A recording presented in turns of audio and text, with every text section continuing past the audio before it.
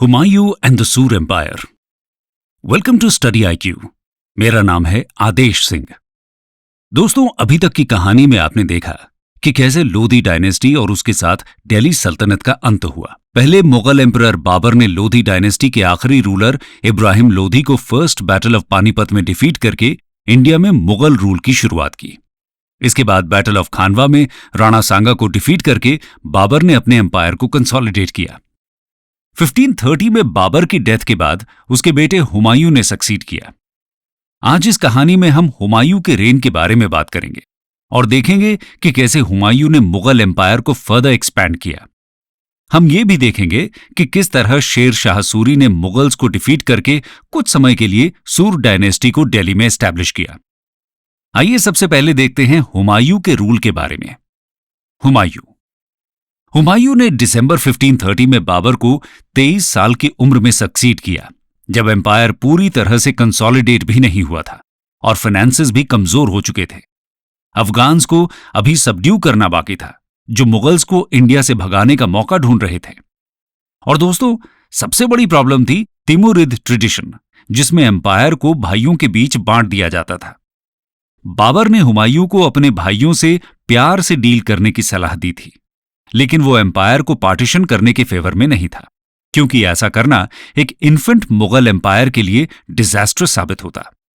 तो हुमायूं के सामने सबसे पहली प्रॉब्लम थी इंटरनल रिबेलियन, जिसके बारे में अब हम बात करेंगे। Problems faced by Humayun. दोस्तों, जब हुमायूं ने आगरा में थ्रोन संभाला, तब एम्पायर में काबुल और कांधार इंक्लूडेड थे और बदख्शां पर लूज कंट्रोल था, जो हिंदू कुश माउंटेन्स के बियॉन्ड था। काबुल और कांधार हुमायूं के छोटे भाई कामरान मिर्जा के अंडर था। Kamran in poverty stricken area से खुश नहीं था, तो उसने लाहौर और मुल्तान पर मार्च करके उनको कैप्चर कर लिया। हुमायूं, जो इस समय अफगान्स को सबड्यू करने में बिजी था, सिविल वॉर नहीं चाहता था, इसलिए उसने कामरान के इस मूव को एक्सेप्ट कर लिया। बदले में कामरान ने हुमायूं की सुजरेनिटी एक्सेप्ट की और जरूरत पड़ने पर मदद करने का वादा किया। कामरान के एक्शन से यह डर था कि हुमायूं के बाकी भाई भी कहीं रिबेलियन न कर दें, लेकिन कामरान को फॉर्मली ये टेरिटरीज देकर हुमायूं ने कुछ समय के लिए अपने वेस्टर्न फ्रंटियर्स की प्रॉब्लम से रिलेटिवली फ्री हो गया था। अब वो फ्रीली अपना अटेंशन ईस्टर्न पार्ट्स में दे सकता था।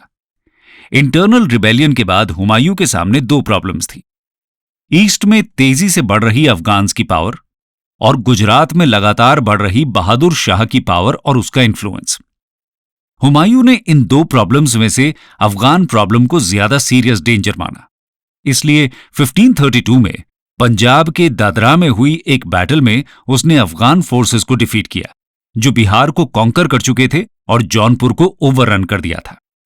इस जीत के बाद हुमायूं ने चुनार फोर्ट पर सीज किया, जो आगरा और ईस्ट के लैंड और रिवर रूट पर कमांड करता था। इस फोर्ट को गेटवे ऑफ ईस्टर्न इंडिया भी कहा जाता था। हुमायूं के सीज के कुछ समय पहले ही यह फोर्ट शेर खान की पोजीशन में आया, जो कि सबसे पावरफुल अफगान सरदार था। 4 महीने चले इस सीज के बाद शेर खान ने यह प्रॉमिस किया कि वो मुगल्स के लॉयल रहेंगे और ये रिक्वेस्ट की कि फोर्ट का पोजीशन उसके पास ही रहने दिया जाए। हुमायूं मान गया, क्योंकि गुजरात के बहादुर शाह की बढ़ती पावर के कारण वो आगरा जाने के लिए एंग्शियस था। बहादुर शाह एक एबल और एम्बिशियस रूलर था, जो कि ऑलमोस्ट हुमायूं की ही एज का था। 1526 में थ्रोन पर बैठने के बाद शाह ने सबसे पहले मालवा कॉन्कर किया। उसके बाद उसने राजस्थान की तरफ रुख किया और चित्तौड़ को सीज कर लिया। जल्द ही राजपूत डिफेंडर्स की हालत खराब हो गई और राजपूत्स ने हुमायूं से हेल्प मांगी। हुमायूं आगरा से ग्वालियर पहुंचा। मुगल इंटरवेंशन के फेयर से बहादुर शाह ने राणा रतन सिंह II के साथ एक ट्रीटी साइन की और फोर्ट राणा के हाथ में छोड़ दिया। राणा रतन सिंह राणा सांगा के बेटे थे। इसके बदले में वो राणा से ह्यूज अमाउंट्स ऑफ कैश और काइन लेकर गया। तो इस तरह हुमायूं ने दोनों प्रॉब्लम से कुछ समय के लिए छुटकारा पा लिया। अगले 1 से 1.5 साल तक हुमायूं ने दिल्ली में एक नई सिटी बनवाई, जिसका नाम रखा दीन पनाह। इस दौरान उसने कई ग्रैंड फीस्ट्स और फेस्टिविटीज करवाई। कुछ हिस्टोरियंस का मानना है कि हुमायूं ने यह समय अननेसेसरीली वेस्ट किया, और जबकि दूसरी तरफ शेर खान लगातार अपनी पावर बढ़ा रहा था। लेकिन दीन पनाह दोस्तों और दुश्मनों दोनों को ही इंप्रेस करने के लिए बनाई गई थी, और फ्यूचर में अगर बहादुर शाह आगरा को कैप्चर कर लेता तो दीन पनाह सेकेंड कैपिटल की तरह सर्व कर पाती। इन सब के चलते बहादुर शाह अजमेर और ईस्टर्न राजस्थान को कैप्चर कर चुका था। बहादुर शाह के साथ स्ट्रगल अभी भी एक बड़ा चैलेंज था। बहादुर शाह ने अपने कोर्ट में उन सभी लोगों को रेफ्यूज दिया जो या तो मुगल से डरते थे या नफरत करते थे। उन्होंने ततार खान, इब्राहिम लोधी का एक कजन, उसको आर्म्स और मेन सप्लाई किए। ततार खान आगरा को इन्वेड करना चाहता था। हुमायूं ने ततार खान के चैलेंज को इजीली डिफीट कर दिया। ततार को मारने के बाद हुमायूं ने अब बहादुर शाह के थ्रेट को हमेशा के लिए खत्म करने की ठानी। सबसे पहले हुमायूं ने मालवा को इन्वेड किया।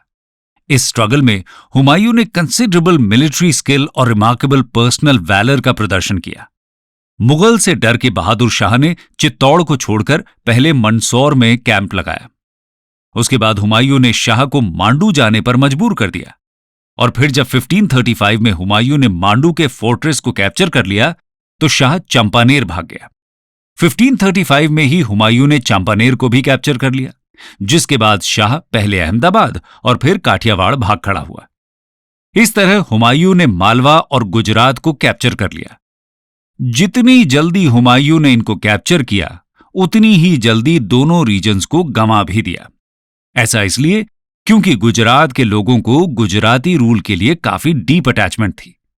हुमायूं ने अपने छोटे भाई अस्करी को गुजरात सौंप दिया था, जो इनएक्सपीरियंस्ड था, और उसके मुगल नोबल्स भी डिवाइडेड थे। बहादुर शाह ने इस दौरान अपनी पावर रिवाइव की और अपने नोबल्स की मदद से उसने कई पॉपुलर अपराइजिंग्स और मिलिट्री एक्शंस को अंजाम दिया, जिसके चलते अस्करी ने वापस आगरा जाने का डिसीजन लिया। इस दौरान हुमायूं मांडू में था। आगरा के कैप्चर होने के डर से हुमायूं भी वापस आगरा लौट गया। इस तरह गुजरात और मालवा दोनों ही हुमायूं के हाथ से चले गए। वैसे हुमायूं की गुजरात कैंपेन एक कंप्लीट फेलियर नहीं थी। भले ही इस कैंपेन ने मुगल टेरिटरीज का एक्सपेंशन नहीं किया, लेकिन बहादुर शाह की तरफ से होने वाले थ्रेट को हमेशा के लिए खत्म कर दिया। अब हुमायूं अपने सारे रिसोर्सेज शेर खान और अफगान से स्ट्रगल की तरफ डाइवर्ट कर सकता था। कुछ समय बाद ही बहादुर शाह पोर्चुगीज के साथ किसी स्कफल में मारा गया, और इस तरह बचे हुए डेंजर का भी अंत हो गया। आगे बढ़ते हैं और देखते हैं शेर खान के बारे में। शेर खान। हुमायूं का मालवा कैंपेन 1535 से 1537 तक चला, और इस दौरान शेर खान ने अपनी पोजीशन फर्दर स्ट्रेंथन कर ली थी। उसने खुद को बिहार का मास्टर बना लिया था, और अफगान्स उनके साथ ही रैली कर रहे थे। भले ही शेर खान ने मुगल्स की तरफ अपनी लॉयल्टी शो की, लेकिन मुगल्स को एक्सपेल करने की सिस्टमैटिक प्लानिंग वो कर रहा था। उसने एक लार्ज और एफिशिएंट आर्मी रिक्रूट की थी, जिसमें उसकी मदद बहादुर शाह ने भी की। उसकी आर्मी में 1200 हाथी थे। हुमायूं के आगरा लौटने के तुरंत बाद ही शेर खान ने बंगाल के राजा को डिफीट किया और 13 लाख गोल्ड कॉइन्स ले लिए। हुमायूं अब एक नई आर्मी के साथ शेर शाह के अगेंस्ट मार्च पर निकला और लगभग 1537 के एंड में चुनार पर सीज कर लिया। उसको यह रियलाइज हुआ कि इतने पावरफुल फोर्ट को छोड़ना डेंजरस होगा, क्योंकि उससे आगरा से लाइन ऑफ कम्युनिकेशन ब्रेक होगा। बेस्ट एफर्ट्स के बाद भी हुमायूं को 6 महीने लगे इस फोर्ट को कैप्चर करने में, जिससे हुमायूं की वीकनेस का पता चलता है। इस दौरान शेर खान ने रोहतास के फोर्ट को कैप्चर किया और अपनी फैमिली को वहां सेफ छोड़ दिया। इसके बाद शेर खान ने दूसरी बार बंगाल को इन्वेड किया और उसकी कैपिटल गौर को कैप्चर कर लिया। इस तरह शेर खान ने हुमायूं को कंप्लीटली आउट मैन्यूवर कर दिया। हुमायूं को यह समझ जाना चाहिए था कि अभी वो शेर खान से मिलिट्री चैलेंज की पोजीशन में नहीं था। गौर पर विक्ट्री के बाद शेर खान ने हुमायूं को बिहार सरेंडर करने का ऑफर दिया। बदले में उसको बंगाल रिटेन करने दिया जाए और 10 लाख दिनार्स का एक एनुअल ट्रिब्यूट भी एक्सेप्ट किया जाए। लेकिन हुमायूं बंगाल को शेर खान के हाथ में छोड़ने के लिए प्रिपेयर्ड नहीं था, क्योंकि बंगाल लैंड ऑफ गोल्ड था, जो मैन्युफैक्चरर्स में रिच था और फॉरेन ट्रेड का भी सेंटर था। बंगाल के फॉर्मर किंग ने भी हुमायूं से कॉन्क्वेस्ट की रिक्वेस्ट की। इसके चलते हुमायूं बंगाल की तरफ मार्च कर गया, जो कि एक डिजास्टर साबित होने वाला था। शेर खान बंगाल छोड़कर साउथ बिहार में आ गया और हुमायूं को बंगाल में फंसाकर उसकी लाइन ऑफ कम्युनिकेशन को ब्रेक कर दिया। हुमायूं ने वहां लॉ एंड ऑर्डर सेटअप करने का ट्राई किया, लेकिन इससे कोई प्रॉब्लम सॉल्व नहीं हुई। इन सब के चलते हुमायूं के छोटे भाई हिंडाल मिर्जा ने उसकी प्रॉब्लम्स को और बढ़ा दिया। हिंडाल ने खुद को आगरा में क्राउन अस्यूम करा लिया। 3-4 महीने रुकने के बाद हुमायूं आगरा की तरफ निकल पड़ा और गौर में एक छोटे गैरिसन को छोड़ दिया। बक्सर के पास चौसा तक उसकी आर्मी पहुंच चुकी थी। इस दौरान उसका भाई कामरान मिर्जा लाहौर से आगरा पहुंचा हिंडाल के रिबेलियन को रोकने के लिए। डिसलॉयल न होते हुए भी कामरान ने हुमायूं के लिए रीइंफोर्समेंट्स नहीं भेजे, जिससे शायद सिचुएशन मुगल्स के फेवर में हो सकती थी। लेकिन हुमायूं अभी भी शेर खान के अगेंस्ट सक्सेस में कॉन्फिडेंट था। पीस के लिए एक ऑफर से मिसलेड होकर हुमायूं ने कर्म नसा रिवर के ईस्टर्न बैंक को क्रॉस करके अफगान हॉर्समैन को अटैक का चांस दे दिया। हुमायूं ने इस बार न सिर्फ खराब पॉलिटिकल सेंस बल्कि खराब जनरलशिप का भी प्रमाण दिया। हुमायूं जैसे तैसे जान बचाकर बैटलफील्ड से भाग निकला। शेर खान के हाथ इमेंस वॉर गेन्स लग गए। करीब 7,000 मुगल सोल्जर्स और कई प्रोमिनेंट नोबल्स को मार दिया गया। मार्च 1539 में हुई इस बैटल ऑफ चौसा में मुगल्स की हार को सिर्फ तिमुरिद प्रिंसेस की यूनिटी ही रोक सकती थी। हुमायूं की जनरलशिप में कॉन्फिडेंस खोकर उसके भाई कामरान ने अपनी फोर्स को भेजने से इनकार कर दिया। कामरान वापस लाहौर लौट गया अपनी आर्मी के साथ। आगरा में जल्दबाजी में इकट्ठी की गई आर्मी शेर खान की आर्मी के लिए कोई मैच नहीं थी। मई 1540 में बैटल ऑफ कन्नौज हुई और इसी बैटल ने मुगल्स और शेर खान के बीच की टसल को डिसाइड किया। इस बैटल में हारकर हुमायूं अब सिर्फ एक प्रिंस रह गया था, बिना किसी किंगडम के। सिंध और उसके आसपास के रीजन्स में वो 2 से 2.5 साल तक भटकता रहा, लेकिन न ही सिंध और न ही मारवाड़ के पावरफुल रूलर मालदेव ने उसकी मदद के लिए हाथ बढ़ाया। इवन उसके भाइयों ने भी मदद नहीं की, बल्कि उसको मारने और इम्प्रिजन करने का ट्राई किया। अल्टीमेटली हुमायूं ने इरेनियन किंग के कोर्ट में शेल्टर लिया और 1545 में काबुल और कांधार को कामरान से वापस कैप्चर कर लिया। हुमायूं की लाइफ एक अद्भुत लाइफ रही, जहां उसने रिचेस से लेकर रैग्स तक का सफर किया और फिर वापस रैग्स से रिचेस तक पहुंचा। 1555 में सूर एम्पायर के ब्रेकअप के बाद हुमायूं ने दिल्ली को वापस रिकवर कर लिया, लेकिन लंबे समय तक वो अपनी इस विक्ट्री को एंजॉय नहीं कर पाया। 1556 में एक एक्सीडेंट में उसकी डेथ हो गई। हुमायूं की चहेती वाइफ बेगा बेगम ने हुमायूं की याद में दिल्ली में हुमायूंस टूम का कंस्ट्रक्शन करवाया। इस टूम का सबसे रिमार्केबल फीचर है मार्बल का मैग्निफिसेंट डोम। इस बिल्डिंग ने नॉर्थ इंडिया में आर्किटेक्चर की स्टाइल का एक नया फेज चालू किया। मुगल आर्किटेक्चर की चर्चा हम अलग से कल्चर के वीडियो में करेंगे। आइए अब देखते हैं शेर शाह सूरी और सूर एम्पायर के बारे में, जिसने दिल्ली पर 1540 से 1555 तक रूल किया। Sher Shah and the Sur empire. दोस्तों, शेर शाह की अर्ली लाइफ के बारे में ज्यादा जानकारी नहीं मिलती है।